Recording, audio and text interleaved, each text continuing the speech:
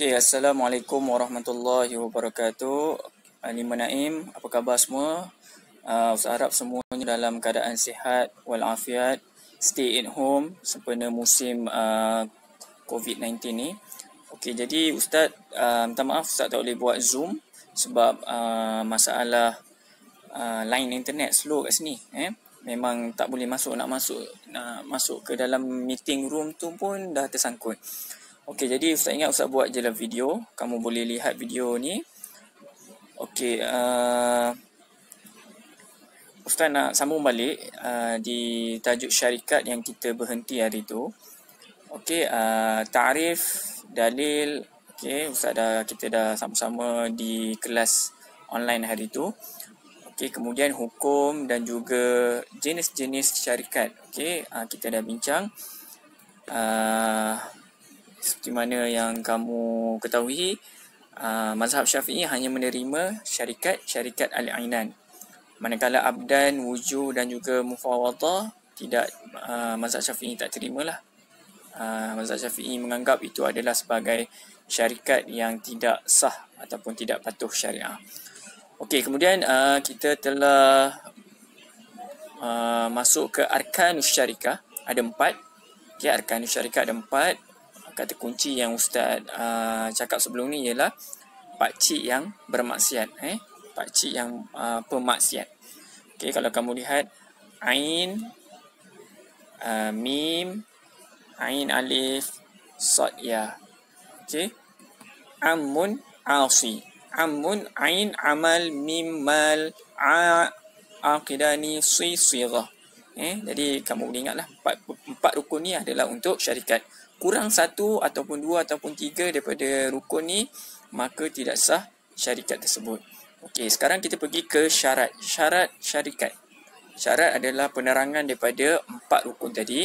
Okey, kamu kena tahu dalam syarikat dalam Islam dia mesti ada kerja.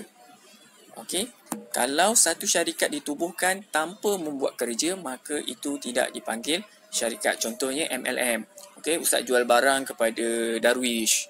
Okey, kemudian Darwish bayar kat Ustaz. Ustaz kata, okey, kamu jual dekat kawan kamu ataupun orang bawah kamu kat Iskandar, nanti Iskandar bayar dekat kamu, kamu bayar dekat Ustaz sikit. Komisen, Ustaz dapat komisen. Padahal Ustaz tak buat apa, Ustaz duduk je tunggu je duit tu masuk. Dalam Islam tak boleh. Okey.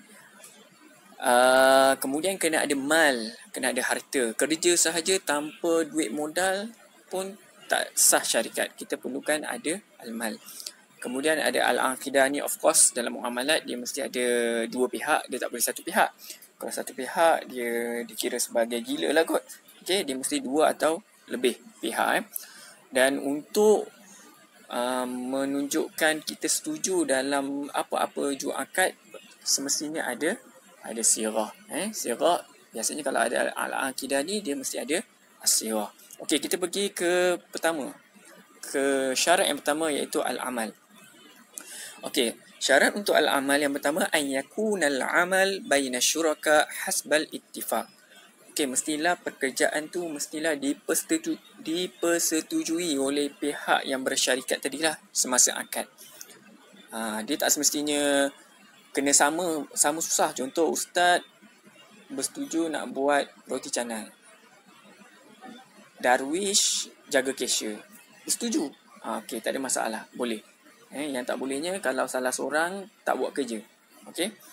Okey, yang kedua an yakunal amal ghairu mudirrun lisyarikah. Pekerjaan tu pula mestilah tidak memudaratkan syarikat yang ditubuhkan. Ada ke orang nak buat syarikat tapi nak mudaratkan syarikat? Ada. Setengah orang dia menubuhkan syarikat tapi nak buat zalim kepada orang lain. Contohnya lah Husna dan juga Hanis buat satu syarikat bela kambing, contoh bela kambing. Kemudian Hanis ni dia tak tahu apa-apa pasal kambing. Husna ni tahu. Okey, kemudian Husna dia saja je nak kenakan Hanis, dia kata kita bagi kambing kita gemuk nak tak? Hanis kata macam mana? Okey, cara dia ialah contohnya kita bagi kambing kita minum susu dugro, contohlah. Minum susu dugro banyak-banyak sampai dia gemuk. Kemudian Hanis pun okey. Yang susu dugro tu Husna tahu. Tapi dia saja je nak menjahanamkan syarikat, dia bagilah kambing tu susu tu. Akhirnya semua kambing mati. Mungkin susu dugro tu tak sesuai untuk binatang kan. Kemudian bila dah mati, time tu Husna dia berdosa, dalam masa yang sama syarikat tu pun terbatal. Kerana apa? Kerana tindakan Husna untuk menjahanamkan syarikat. Okey, maka tak sah syarikat tu. Okey. Yang kedua, al-mal. Okay, al-mal ni ataupun kita boleh faham dalam situasi syarikat, modal. Okey, modal macam mana yang perlu untuk bukan syarikat? Yang pertama, ayyakuna malu syuraka mithliyan. Mestilah modal yang diletakkan oleh ahli-ahli syarikat tu mithliyan, sama. Contoh, kalau ustaz nak letak modal dalam bentuk mata wang, maka ahli syarikat ustaz pun kena dalam bentuk mata wang. Okey, tak boleh. Contoh, ustaz nak letak 50,000. Tiba-tiba Aisyah pun nak join sekali. Aisyah letak satu lot tanah. Darwish pun nak join, dia letak sebuah rumah. Boleh ke? Tak boleh. Sebab apa? Sebab ustaz letak modal duit, Aisyah letak modal tanah, Darwish letak modal rumah, contoh. Tak salah. So macam mana nak buat? So Aisyah kena tukarkanlah kepada duit. Dan juga Darwish pun daripada rumah tadi pun dia kena tukarkan. Okey. Sebenarnya boleh Darwish dengan Aisyah nak guna selain duit, tapi sebab seperti mana kamu ketahui, tanah dan juga rumah ni harga dia berbeza-beza mengikut masa. Mungkin hari ni 50,000, besok siapa tahu boleh jadi 60,000, 70,000. So bila nak membahagikan keuntungan tu nanti susah. So kalau katalah Darwish dengan Aisyah nak letak juga tanah ataupun rumah, dia kena kira modal tu harga waktu akad tu.